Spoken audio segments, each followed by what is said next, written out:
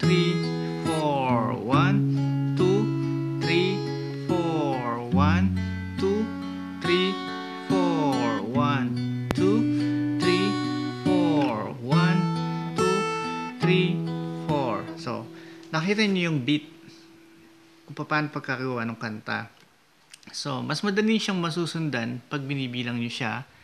Then, kahit kantayin niyo, kahit yung kumakanta, alam niya rin sundan, basta't alam niya yung beat kung paano yung pagkakasunod ng kanta. Okay?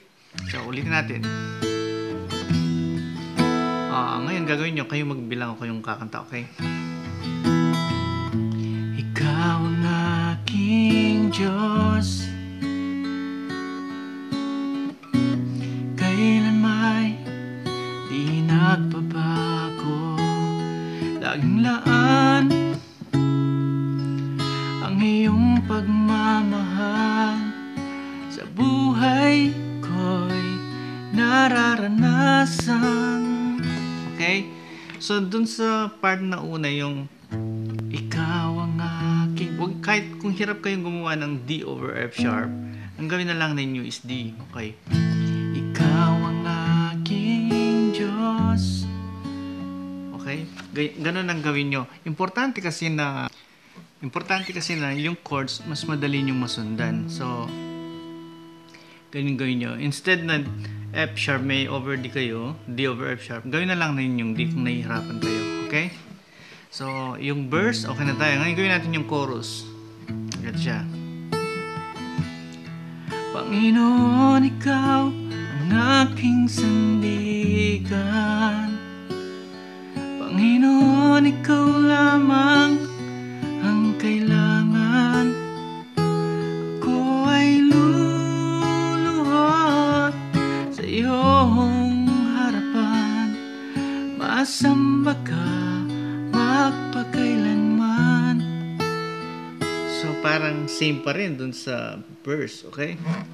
Ngayon, ang chords niya ganun pa rin. 1, 2, 3, 4. 1, 2, 3, 4. 1, 2, 3, 4. 1, 2, 3, 4. 1, 2, 3, 4. 1, 2, 3, 4. 1, 2, 3, 4. 1, 2. Bilangin nyo. Panginoon, ikaw ang aking sandigan.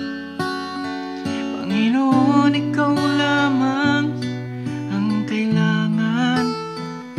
Ako ay luluhod sa iyong harapan.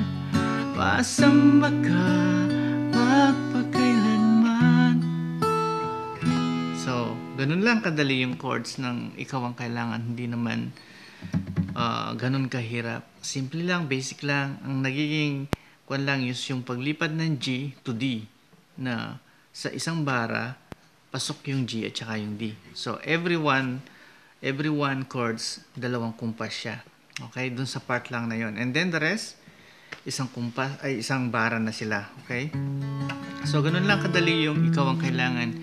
And then, kasi dun sa kinanta ni Mary Grace Barreto yung kumpletong instrumento is key of E yun. So, yung original na key. So, ang ating ginawa lang natin G, which means, ito hindi naman G to, A to. Tinuro ko lang na parang G shape para madali nyong masundan. Okay? So, depende kasi sa boses nyo kung mas mababa, tanggalin nyo yung kapo.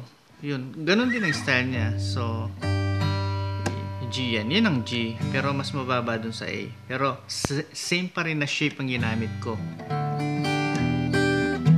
So, mas madali siyang masundan. Kasi kaya ginawa kong G shape para madali nyong masundan yung mga chords. Panginoon, ikaw ang aking sandigan. Panginoon, ikaw lamang ang kailangan. Ako ay luluhod sa iyong harapan. Masamba ka magpakailanman. Yung verse niya, ika'y laging nariyan at ako'y minamasdan.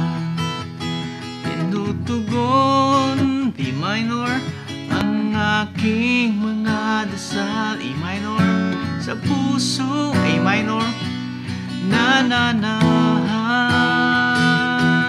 Panginoon, ikaw ang aking sandigan. Panginoon, ikaw lamang ang kailangan. Ako ay luluhod sa iyong harapan.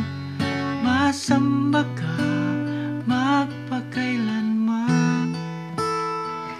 So, yun lang po. Ang chords ng ikaw ang kailangan is G, D over F sharp, or not D, okay rin.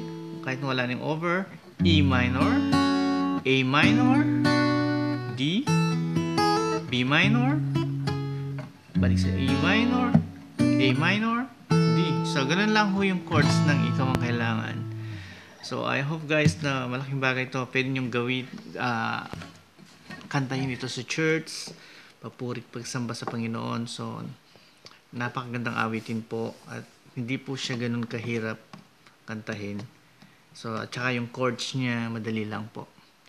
So, salamat guys. See you next video na pag-aaralan natin sa iba pang mga tutorial ng mga songs na sinulat ko. I hope na malaking bagay ito upang magamit sa church, di ba? Sa ministry natin na binigay sa atin ng Diyos. Salamat guys. See you sa next video. God bless.